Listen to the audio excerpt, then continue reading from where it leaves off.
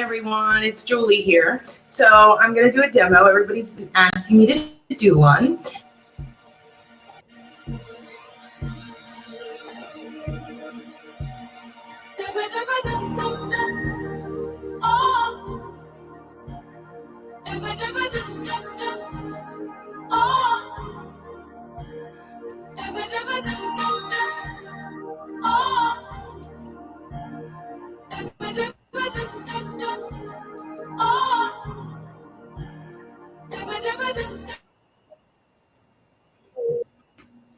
Well, welcome everyone to this special tribute to Julie Thompson. We have her mother, Gina Dibartolo, her best friend, Jena Campbell. Hi.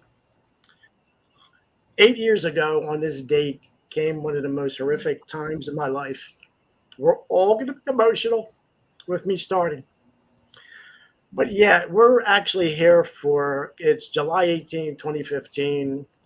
And I know the call came in Eastern time because I'm here in California. It's 100 degrees and I'm getting broiled, but thank God I'm in air conditioning and modern conveniences. But the last 10 years for all of us has been very, very difficult. And we've all been our different lives and how we're trying to cope with this, even though it's 8 years ago. So I'm going to use the word squish, Gina Dibartolo. In subsequent podcasts and videos down the road, we'll get into our relationship because there's a lot there and a lot to discuss. And through that relationship with Julie, as you can see the little picture on the top right-hand corner with Gina and Julie as a little girl. And then her best girlfriend, Jena Campbell, is there with us. Yeah. Yes. So welcome all of you with this special edition. And Squish, I think maybe as her mother reflecting, and thank God we have this technology now to expand this to all friends, family, whoever is going to be seeing this, and hopefully the message you and Jena will be able to convey will be out there. So go ahead. Well, I've always wanted to do this and didn't know how it was going to happen, but thanks to Carl, we got this going.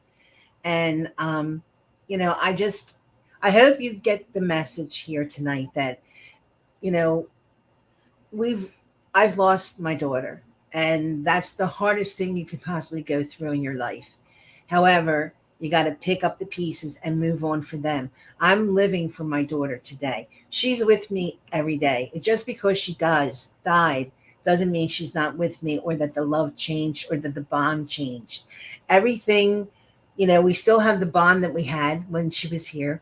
And I feel stronger some days, even more so, because I feel her wrap her arms around me and hug me. She saved my life in the bathroom when I fell. Like, there's so many things I could go on and on about that. She was there. And it was the only way that I can make sense of it is that she saved my life, or that she was there to support me and help me get through something.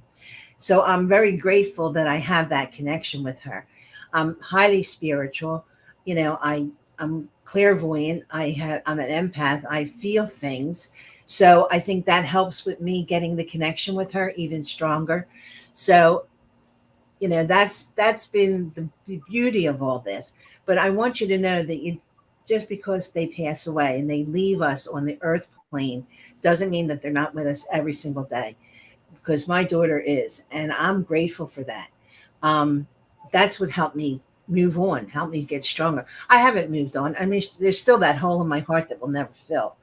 I miss her dearly every single day, but she doesn't want me to cry. I mean, she gets upset when she sees me crying and mourning over her, because she wants me to live my life and be happy. That's what she wants me to be. And she makes that very clear with me. So, it's been a lot. It's been a lot, but through God, my angels, and wonderful friends like Jena, she was like a second daughter to me, and Campbell, who's like the bright light of my life. I mean, if it wasn't for them and Brad, her husband, they made me feel so comfortable, and I felt so part of the family, and it helped me heal. It helped me heal. And I just want everybody to know that you can heal from a horrible tragedy like that. And it was a tragedy. It was a Terrible tragedy. Plus, we're in South Jersey and she lived in North Jersey, and then trying to get her things and all that, it was just a nightmare. But we got through it. We got through it. And thank God for Jenna. She was there supporting me every step of the way. And I'll always be truly grateful for that. Jen, I just Yeah. posted a picture of Julie with Campbell. Campbell on the top right. So, and that you Oh. had her in May of that year, right? And Julie passed only 2 months later. So let's go ahead, reflect back on that time. Yeah, that was incredibly hard to be a first-time mom and have a 2-month-old. Yeah. I was struggling with breastfeeding, drastically struggling with breastfeeding, I remember. which any mom can relate to that, and also with sleep, Oh, yeah. And then I remember I took a break to have some dinner, and I think Campbell was sleeping, or maybe my husband had her, and then I got that call that I'll never forget. The horrible And call. yeah, and it was just so strange to be so happy because I was this new mom with this beautiful baby, and then to be so sad and grief-stricken at the same time. It was very, very confusing time for me. And that went on for months, for months that went on, and years, it was very hard. It was weird because it felt like Campbell came into my life and then Julie left my life. That's exactly what And I don't know. Yeah, it's exactly what happened. And I don't know what that's about. Like, I feel like their souls are very much connected, Julie and my daughter Campbell. And I don't know if they couldn't be here at the same time. I don't know what that was about, but it felt like there was something to it that Julie wanted to watch over her at the same time. Yeah. Yeah, I don't know. Or like Julie wanted to watch over her in a way that like she couldn't if she was here. Right. Like in the physical world, Mm-hmm. I believe that. Think that. Yeah. Yeah. I often think that like she was so protective and so loved her so much that she was like, how she used to get mad at me holding the baby. She used to be crazy with me holding the baby. You're not holding her right. She used to get so mad at me. Your mother used to get hysterical. I remember that. She's like, listen, she raised you, Julie. She knows what she's doing. Yeah, it was funny. Yeah. So that was an interesting, very hard time. But what we've done is since since that moment when Julie passed, we've talked to Campbell about her angel, Aunt Julie. And we have pictures of her in her room holding Campbell, and we talk about her literally every day. She has a little blanket that she calls her Aunt Julie blanket, and she has a couple of bears that she calls her Aunt Julie bear. And she won't go anywhere to sleep. Like, she won't sleep at my in-laws without this blanket because she's like, that's my Aunt Julie blanket. It goes with me where I go. And she knows Julie is her little guardian angel. So she's watching over all of us. That's for sure. That's the one thing. And it makes Campbell feel more protected. It makes her feel safe and I comforted, always felt so grateful. Even though she only met her when she was 2 months old. Yeah. And you always kept her alive with Campbell, and that I was always grateful for that because she knew Aunt Julie. She even got to watch Aunt Julie's movies, the movies Carl did. So she knows who Aunt Julie was. And that was a beautiful gift, which helped me too, because it helped in my healing as well. Well, I'm just checking about who's the week. Did we lose Jenna? I think so. She'll come back. Yeah, she's been having a little bit of technical problems there. Yeah. Actually, Jena, we're getting your friend Ernesto is watching as you see the little comments on the side. Hi, Ernesto. Yeah. I see that. I'm back. You back? Yeah. I'm back. Must have lost connection, but I'm back. Okay. But we try to keep her memory alive by always talking about her and her life. And I do it. My husband Brad does it, and even like my mom and family members, like everyone talks about Julie, and she was important to us all. And it keeps her alive for Campbell. And even there'll be random times where Campbell will be like, Mom, what was Aunt Julie's favorite color again? You said pink, right? And like, yep. And we'll talk about that and how she loved. Yeah, Oh, it looks like Jenna's having some internet problems, but showed her a little bit about how to come in and out, and she's on Wi-Fi at her home, and hopefully I'm you back. get back. You back? back. Yep. Yay. I'm back. I'm back. You're back. Sorry. It's okay. Well, yeah, as you can see, the little picture I put up, she has a pink shirt on her blouse, and the other one has a pink background. Let's just show that one of you at her 30th All of birthday. her girlfriends. All the girls. That was her what birthday? 30th 30th. birthday? Yeah, when Yeah. you were in Voorhees. Happy time. So, yeah, I think this reflexive, I think us able to express our time and show who Julie really was in the beginning as a child. And, I want to, to get out there. And I think we could just show a little bit of this clip here. Okay. And I'll start with.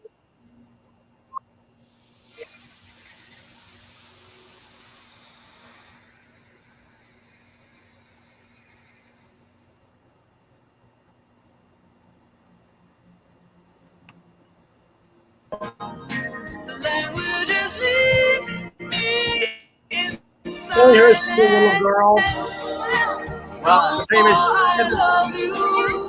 I rented a horse for her birthday. Honey bees. The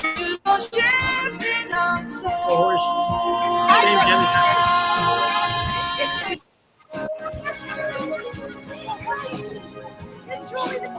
All her cousins.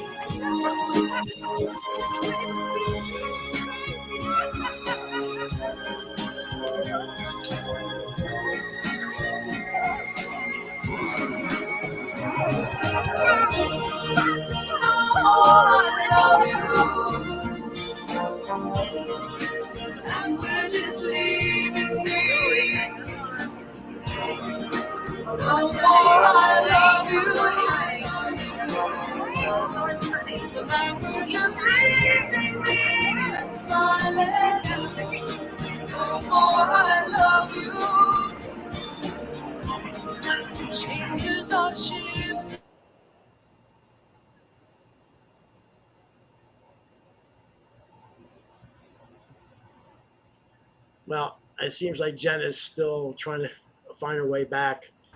But I showed that. No, video. I'm here. I'm just trying to find a better connection.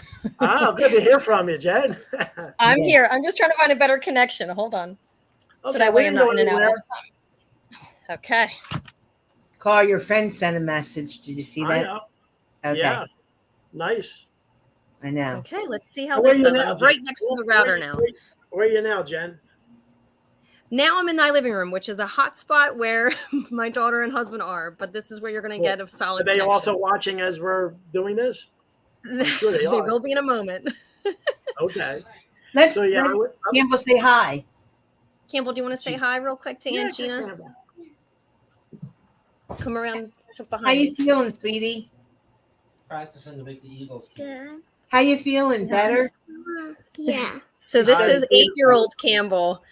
Hi, Jen. And I have the picture of Julie with you at 2 months. Hello, See that picture of you? Hello, Campbell. I haven't seen you in a while. This is a tribute for Aunt Julie's life. So we're talking about Aunt Julie's life. So I actually, I know was she meant playing us. the video was showing Julia's at her 7th birthday party with the horse that the pony, excuse me. Pony, I rented. Yeah. And that little one. It was ironic how that was, and I'm the one who's always taking the videotape and of the show. Thank God we have it. We had it. Yeah, and I spent miraculous amount of time to go through all the tapes and everything. And I'm going to go through another one, but I think that I wasn't at this 16th birthday party, but it shows a transition in 10 years when she was, 6, when she was at one of these other ones, and then to 16. So I'm going to play that. Hold on one second. Technically, let's see, play this.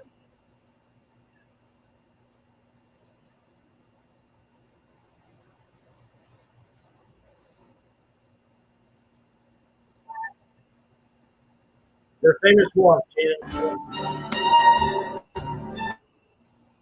You had to put that one on. I remember she was aggravated with me. She didn't want to party. Yeah. And there's her dad.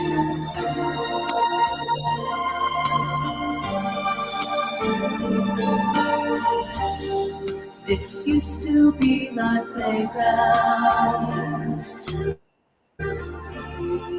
This used to be my childhood dream. This used to be the place I ran to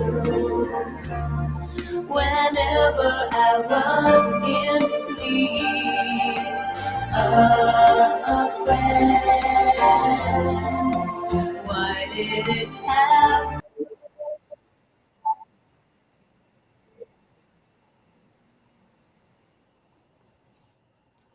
Yeah, it's just a little bit of. I was not at that party because we were not together at that point, and luckily your sister took that video. Oh, right. But Right. Jen, talk a little bit how energetic she was and so much into the arts, and just seeing when she was dancing, because obviously she had singing lessons, dancing lessons, and so she was getting into the groove, but she had her own way about her. So it shows the transition from a 6-year-old at that one dancing recital to 10 years later at her sweet 16 birthday party. So I know I wasn't there, but I was glad to at least found that tape that Gina's sister took at that time. So that transition. So when did you meet Julie? Did you know her that as a young girl, or you got to know each other later on?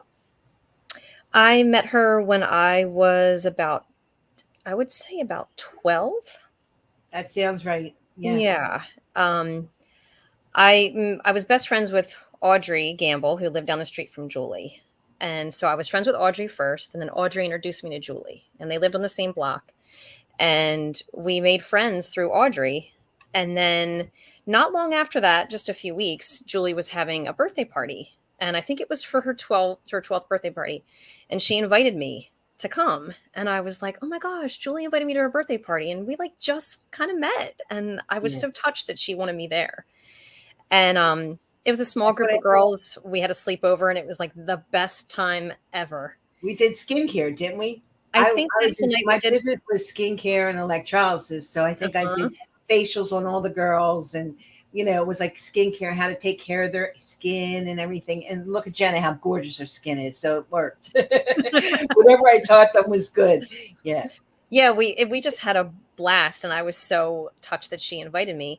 And then that was kind of the beginning of forever. Yeah. with Julie. After that, we were. And with me, because we got really close. Yes. Yeah. You were like a second mom to me. I was at your house constantly. I would spend weekends. Anyway, I could get Julie to clean her room was as I redecorated it. So Jenna would come over and stay for the week, and we would redecorate, go out shopping, buy everything new for her, her bedroom. So we would fix it all up. Jenna would maybe paint things, and Julie loved it. How long would she keep it clean, Jenna? Like a week? Oh, maybe? Yeah, maybe a week. Maybe a week. We were lucky. Yeah. Yeah. There you go, Campbell. Oh, that's that's not Campbell. I think that might be Grace. Or no, that might be Zoe. Wasn't the Natasha's kid? I think that might be Zoe, Natasha's oldest. Yeah. That's not Campbell. That's not Campbell. No. So all of Julie's friends had girls, baby girls. So there's a lot of baby girls that Julie's holding and kissing. Okay. Sorry about that. Sorry about that. No, that's okay. That's okay. It's great to show how much she loved babies and loved all of our children, and showered them with presents and just loved everyone in her life.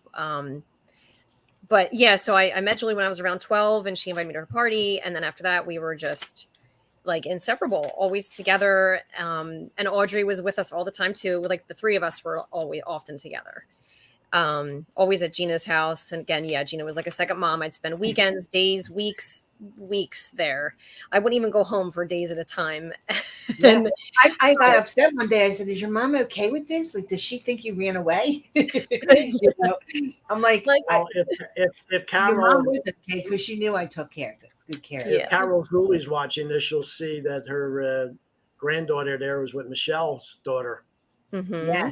That Is picture. Carol watching? I don't know.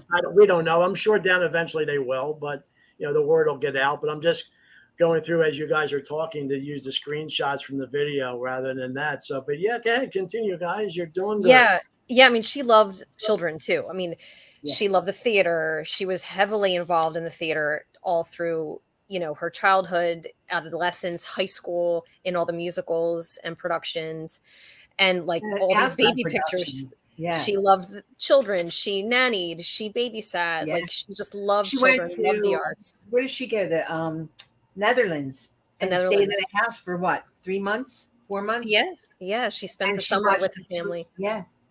Yeah. I know. I often wish that we knew who they were so that we could reach out to them I and let know. them know about Julie. Although maybe it's better not to. But They would have been devastated because she really loved them. yeah, she Here's a did. picture from when Anthony was born in December of '91, and we made this trek out.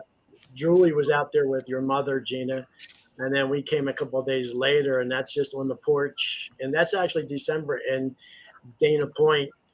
And Jenna, I have to say, being out here, I've been there a couple of times, and when I walk around that marina, it's not eerie, but it's Julie and actually Angela's Gina's sister, who has passed a long time ago. Their presence is still there. I feel it, and I think they pushed and helped to get this new medium, to get this message out to all of us, Yeah. and it's kind of cool. So as you guys are talking, I'm coming up with these clips. So continue either one. Okay. Yeah, I mean, Yeah. she was Continue, Jen. such an energetic, vivacious person. Her as a child, even though I didn't know her till she was 12. I mean, I can tell by the videos and the photographs, right, Gina, that she was incredibly energetic. Oh yeah. And Everybody knew her from her smile and but the one thing that was funny that I never understood because she had such a gorgeous singing voice that if I would say, Julie, why don't you get up and sing for everybody? She would never want to do that. Like she was very shy about that. And I used to get so mad, you have a gorgeous voice, sing. And she didn't want to do it. So I never pushed. I said, okay, let it be, she got Well, more yeah, confidence as she got older, I think. Yeah, she had a lot of confidence. Here's a Yeah, picture she of the got three of us. Someone graciously took of us. This is December of '91 in Dana Point Harbor. And it was December, and obviously Julie had shorts on, but it was just, like I said, that's why I walked around the last couple of times, and it was just eerie to the point of having all the memories there. They're very, very difficult. But yeah, I'm glad I'm able to learn this new medium and just show these still shots from the videos. So not the end. Keep going, guys. We're good. Mhm. Got another 20 minutes. Yeah, right. so yeah, but then as she aged, she, obviously was, super social, and everybody loved Julie. I mean, all the different groups in high school, from the performing arts people to, Oh my God. everyone. The letters I got and the people that called me and contacted me after she passed were just like, she just did so much for me. She helped me so much. Julie was truly an angel on earth. I mean, she saved people's lives. Even though she, took a little turn and she was doing negative things, she was still positive in the negative lifestyle. She still helped people. A lot of people came to me and couldn't believe Yeah. how much she helped them. I mean, I was overwhelmed. And I was like, my daughter was an angel. My daughter was actually an angel. Yeah, so beautiful. That's Yeah. yeah. That's a Yeah, classic even though she went down an unfortunate road during that time, she was always still looking for ways to help people during that time. Oh, always, always. And the funny thing is, she didn't do traditional, like NA or AA or any of that. I would find healers. And my daughter went to like Eric Clapton's place. I mean, we sold a car to get her to go there. I went over and above. I brought her to healers. I went to Massachusetts. My brother had a plane at the time, and he flew us to Massachusetts. And this woman was supposed to really help them, like an addict with relapse. And it didn't work. Nothing worked. I mean, I tried so hard with all different, ways to help her. and heal and spend the money on different things that people wouldn't normally do. Yeah. And it just never worked. It never worked. And it used Yeah, I to mean, break. we haven't actually really talked about how she passed. I mean, we're kind of touching on it, but do you Right. want me to explain, Gina, or do you want to? Yeah, we can explain. Okay. Yeah. Well, my go daughter ahead. had addiction. She had a disease with heroin, and as beautiful as she was, and people didn't even think that she was on drugs because she was always looked good. Well, I always made sure I did facials on her, and I did things to make her always feel good about herself, get her hair done. So I kept her looking good, and people didn't believe that Julie had a problem. And that was the hardest thing. I mean, when you're dealing with a child, they're sick, they have an addiction. It's not their fault. I mean, there's so many times that my heart just broke. I mean, so many times. Jenna knows we went through so much with her. I mean, there for a while. And, I did the best I could to try to help her, and prayers, and, God got me through. And the funny thing is, as she was going through that, I was trying to heal myself. Oh, that picture. I was trying to heal myself because I felt so broken. I couldn't help my own child. And I'm doing all this healing work and helping people, and yet I can't even help my child. It was like so very difficult, very difficult. And I just kept doing more classes after more classes after more classes, trying to better myself. And I became healer, master healer in a few things. And it was, it was a beautiful, beautiful thing for me. But it didn't save Julie's life. But I believe in the long run, it brought Julie to where God wanted her. He felt it was her time, and I had to deal with that when she passed. Then she wanted to move up to North Jersey for a job. I did not want her to go, and her job then became her addiction, and she kept working overtime, going here, going there, traveling all over. And I kept saying, you have no support up there. You have to come back home. I didn't want her up there. And she ended up moving in with a friend. And then that didn't work. And then she moved in with another girl that she really didn't know. And the girl didn't know her situation. And that's where it happened. Julie went out one night, came home, got food, like her normal routine. And they found her dead. And I got a phone call, and that was the worst phone call I ever had in my life. The detective was such a, she said to me, "Are you Julie Thompson's mother?" And I said, "Yes." And I said, "How can I help you?" And she said, "She's dead." I went, "What?" And I just screeched, and I threw the phone, and car come running out. And that screech was I just screeched. I was like, thing I've ever heard in my entire life. And I knew just from that somebody talked to me like that. I'm a mother, and we weren't Julie didn't look like a drug addict. She kept herself nice, and she just never looked like a drug addict. And that's why I think it's also important to explain that she relapsed after a long time of not picking up. So she definitely didn't look like your how great she looks. This was Easter 2 or 3 months before. This was April. Look how great. And we brought all the food up to North Jersey for Easter dinner, and her combination Easter and her birthday. Look how great she looks. That was in April, and then she died in July. So Correct. If there's anything that people can take from this, is that even if you're in your addiction and you think you're doing well and you're in recovery and things are going okay, it does not take much for you to pick up again. So you have to keep your supports going, your community going, your meetings, whatever works for you. You've got to reach out to people if you're having a hard day, because you look at her in April here, and then July is just a few months later. But she was doing really well for a long time. Really long. Yeah. And we need to go back really, because she started using maybe when she was like a junior in high school. Yeah. That's when it began. But she was working in Voorhees, and did not happen with the people that she hung out with or she grew up with, because our school was good, that there was no drugs there. It happened when she started working in Voorhees at a restaurant, and the girl shot her with heroin, and that was the end of it. That Well, was it started with Coke. oh, was Like it? just like yeah, they were in the bathroom on a break at this restaurant she was working at, and it started with Coke, and then within 2 weeks it went on to the heroin. So it didn't take long. Thank you. I didn't know that. I didn't Yeah, know. it Thank didn't take long to, but she was already kind of on this little path. Like she was like wanting to party and was like, drinking and, smoking and dabbling in some pot and different things. And then and I noticed this like Well, as her you best came to friend. me.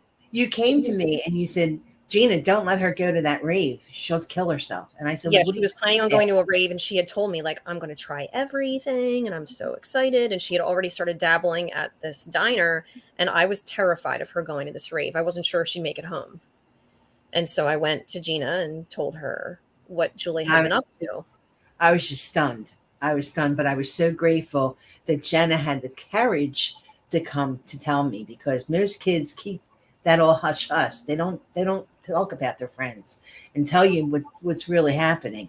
And Jenna had the courage to come to me and tell me. So I always called Jenna my angel from that day on, because she let me know what was really happening, because I didn't know.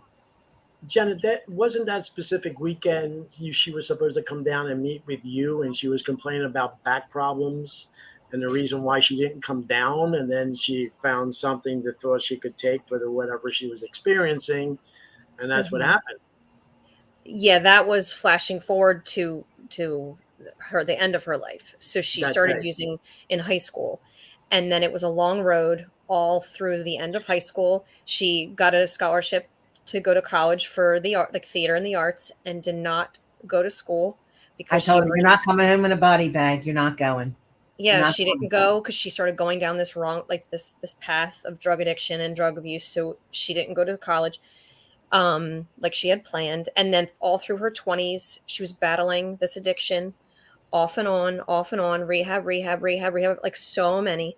And then in her late 20s, early 30s, she started to get it together here and there. Um, and she'd have long patches of time where she was doing well. Um, and then she would relapse and then fall off and then she'd do well again. But then at the end of her life, like Gina had said, she got a job in North Jersey and loved this job, and it was like a very professional job where she was in sales for They educating loved children. her. And They yeah, loved they her. loved She her. made a lot of money, and he kept dangling a carrot in front of her face. Well, you're going to get this bonus and that bonus if you do this and if you do. And I used to get so angry. I said, Julie, your addiction now is your work. I said, he's dangling a carrot in your face. I said, just come back home. This is not working out. And then she started getting vertigo. Do you remember when she got the vertigo, Jenna? She started Yeah, getting sick. she was really And stressed out with work because she loved it and wanted to do well. She always felt so ashamed about her drug addiction and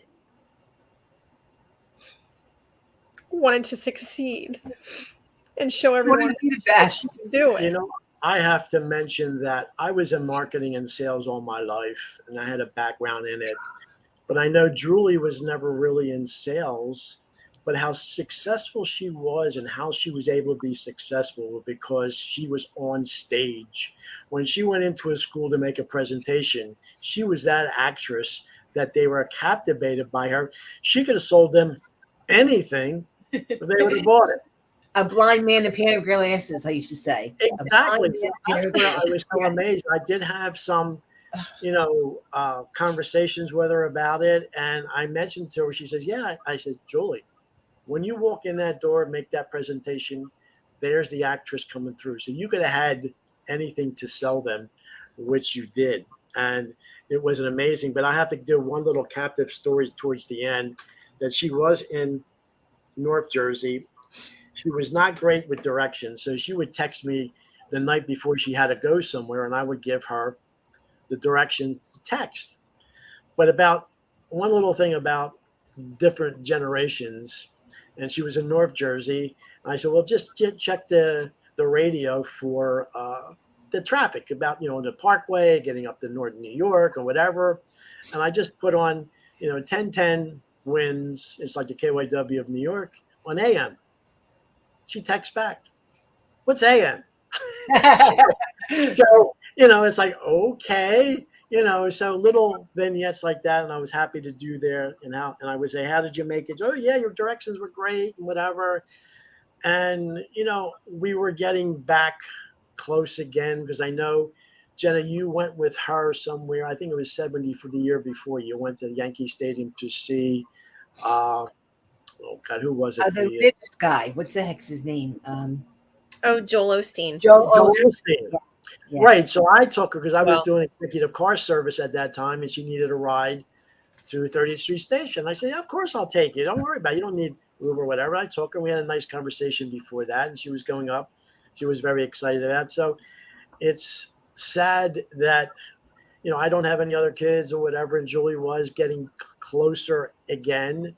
Because I remember being her one of her assistant coaches on her softball team. Yeah. And now she used to play with me about whatever. And Gina could remember that I was always kind of staunch at the dinner table and blah, blah, blah, and blah, blah, blah. And she used to love to break my shot. She kind of break me down. Yeah. And then certain times it's like, and then I finally would have to do and then we all had a burping contest at the dinner table. And it kind of broke me. It's like, okay, Joel, you win. And so it's just how you get kind of, get to know each other. And obviously she had her own father. I was her stepfather. And there was little battles saying, you're not my dad. I said, you're not my daughter. And back and forth. But then later in life, as she became an adult, she would confide in me. She said, Carl, I thought you were an asshole. Yeah. I thought you were this and you thought you were that. Blah, blah, blah, blah, blah. But then as I got older, found out the way life really was, I want to thank you. That yes, you never varied. You were a father. You don't want to be my friend. You were not my father, my biological father, but my stepfather. And that's, if anything coming out of this heartens my heart. No, I was some kind of a good influence on her, even though it wasn't consecutive years, but the times that she did reach out, I was always there for her. And I remember 1 or 2 years when she reached 18th birthday, and I sent her a birthday card with some money in it. And Gina, you even thanked me and she thanked me. So it's amazing how people's paths go and going through past relationships. But those little vignettes about myself and my personal relationship with her and being her softball coach, not the main coach, but I think the one time she really bonded with me. I don't know, Jen, if you were on the team when she was playing softball, and she was pretty darn good. And there was just one game that, all the girls had to play at least one inning. And we're getting to the fourth and the fifth. And it's like, oh, Julie's not in yet. And I go to the coach, oh, when's Julie going to go in? He goes, well, she can sit out for this one. And I immediately went, hey, Jewel, get your equipment, get your bag, let's go. He goes, what are you doing? What are you counting? Wait, is she going to play? She's not playing. What are we wasting our time for? The rules have to be that she has to play at least one inning. And she realized that I didn't back down. And he goes, okay, Jewel, you go in. And I think then she kind of realized I was for her. We bonded with that. So, all these little vignettes, and obviously I'm the male role model. And I don't want to get into the other role model. Gina would talk about that. Jenna would talk about it. I don't think that's my call. But I think I was hopefully, and I know when she's around me, I hear the theme song for these two videos. Annie Lennox, The More I Love Yous, and then Madonna's song. So go ahead, guys. Let me try to find some more pictures to put up. Okay. Oh yeah, I think we were just talking about her with work towards the end of her life. So she was so driven to succeed because she was so ashamed of what she had done in her late teenage years and through her 20s. So she worked so hard at that job. And then it started to affect her. She got vertigo. She had hurt her back in an unfortunate incident. And that incident also involved a lot of trauma. She had a really traumatic incident happen to her. And I think that was the end. It was. She had a really traumatic experience happen to her about 6 months before she died. Oh, that's me and Julie, her 21st birthday, outside a limo. God, I look so We went to different the now. casino. Yeah. I'll never forget that.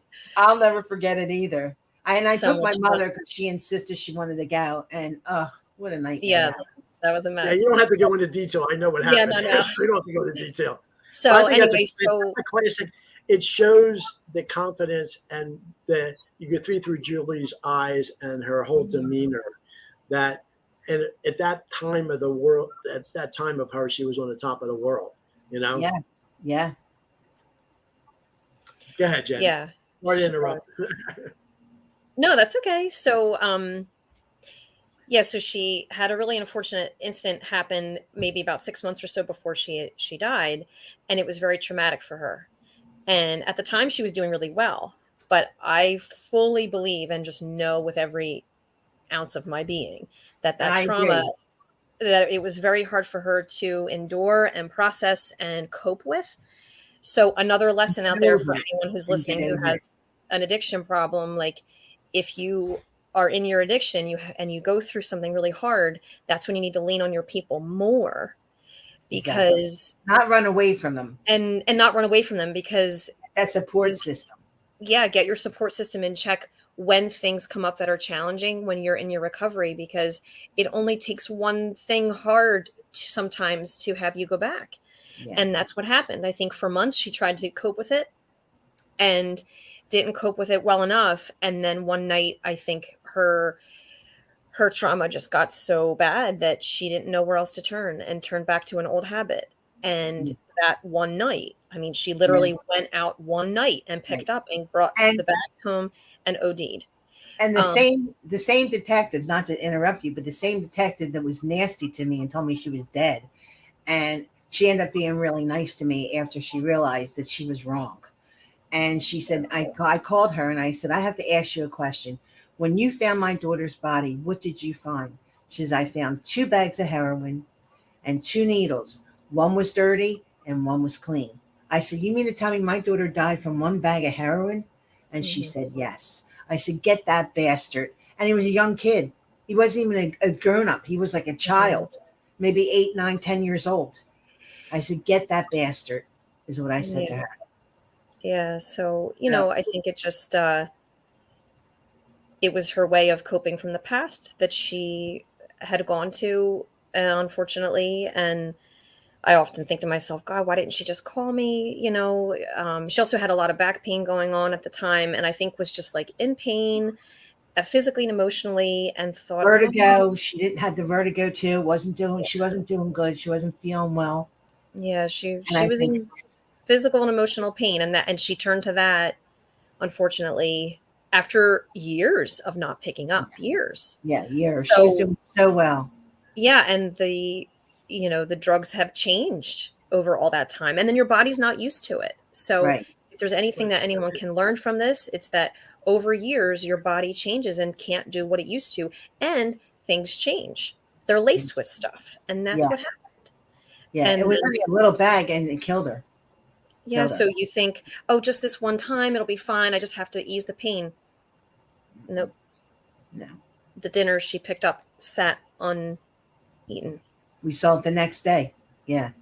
So, there's a lot of lessons to be learned here as far as, to just keep your support system in check. Really strong and in place. Yeah. Yeah. So she was 33. Yeah, because the priest said to me, you and the Blessed Mother have something in common. And I was like puzzled. I said, like what? And he goes, you both lost your children at 33. And I was like, oh my God.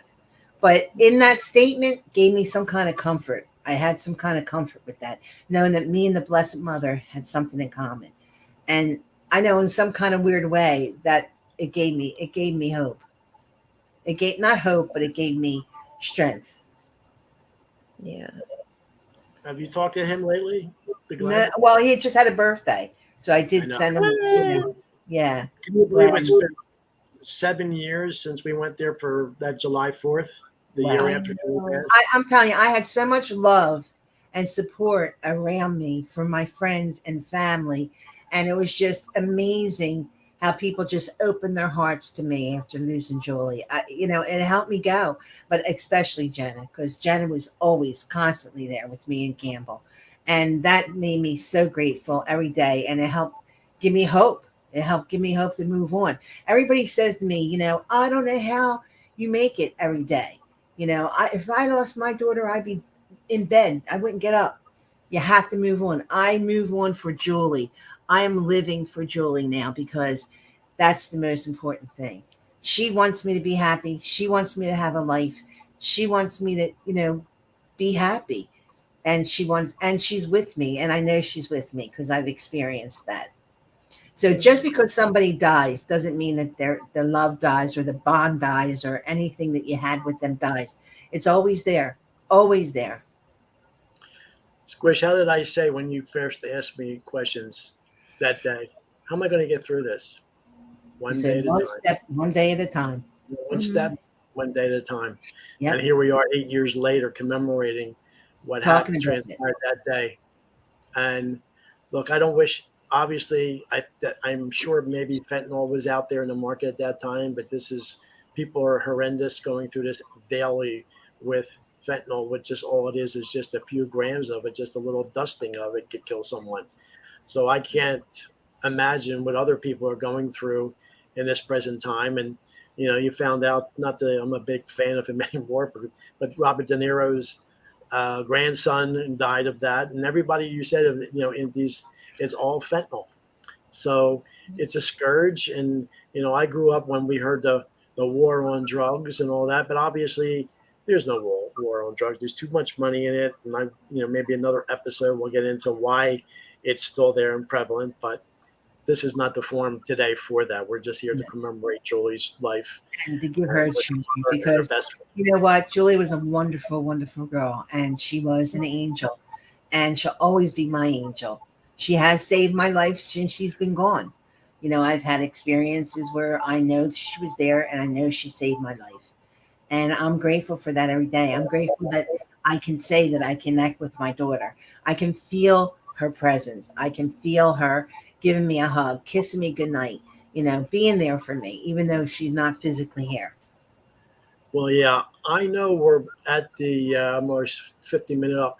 Jena, will you be interested in maybe when Audrey gets back from overseas and maybe do a second one? Because obviously we can't do her, in just 1 hour. And I'm sure, Gina, you and I are going to have many countless times and be able to talk about Julie and, maybe go into a little bit more detail. But I think to have this first particular one, especially on the anniversary of her passing, 8 years later, I think with this technology, I think we were blessed with this. And hopefully, people will see it and resonate and get back to you, Gina and Jena, about talking more about it. And I really wanted to do this because I wanted people to hear me talk about it. And I wanted people to know that, when you die, you don't go, you don't leave, you just go to another dimension. And yeah, it's a shame your video is just breaking up a little bit. You're good now, Gene. So, okay. But yeah, continue. Yeah, we can still connect with our people who passed on. And I'm just grateful that I can do that. And I'm grateful that I studied enough that I can learn how to do certain things and I can figure things out. And I just know that, I'm blessed. I'm blessed and I'm very grateful. And you got to count on God. You got to count on God to help get you through the tough times because God and my angels carried me through. And also Jena and Campbell, it was always there for me. Well, we're gonna close this out in a little bit, but I think we're gonna just screen share one little last one about a little goodbye from Julie. Absolutely. So give me a second here. Thank you all for listening and love to all of you. Well, we're not totally done yet.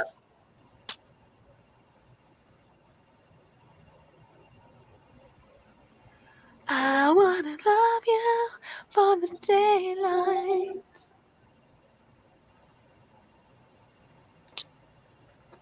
Bye-bye.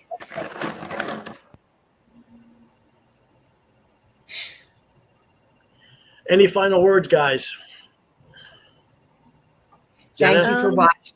Yeah, thank you everyone for watching. I just want people to know that even though she had that rough road for a long, long time, she was a light, and she was full of love and talent and just deep passion Right. for the people of her life. And that's what we all remember of her. So even if you're struggling and you're on a rough road yourself, people think of you with the light that you are, as we think of Julie with the light that she was. And that's what we remember, and she was so much. She was everything. She taught me how to unconditionally love someone.